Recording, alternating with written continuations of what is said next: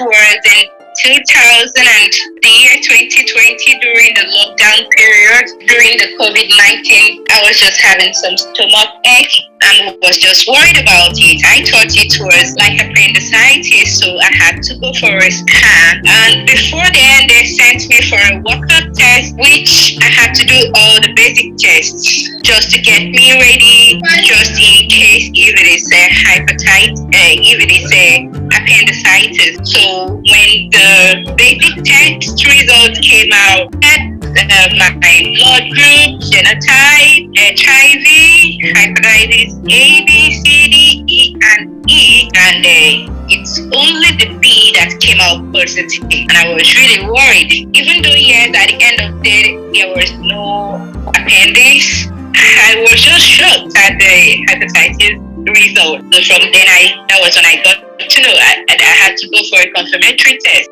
After that was in May 2020. Yes, with you, I didn't really know much about hepatitis B as at that year 2020, but I was really scared. After I got to know about the test, I began to make some research on it.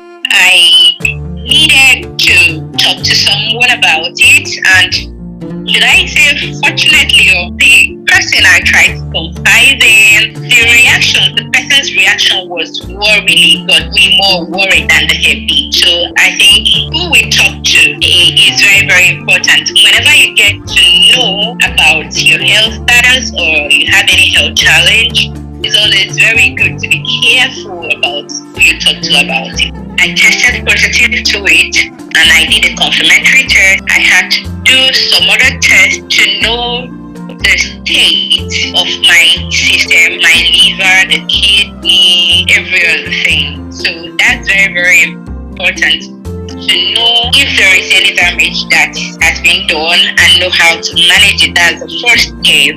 And know the viral load, after which you will then know if you can go on the medication or still manage it. But for me, I started my medication. Right now, I'm on medication for it.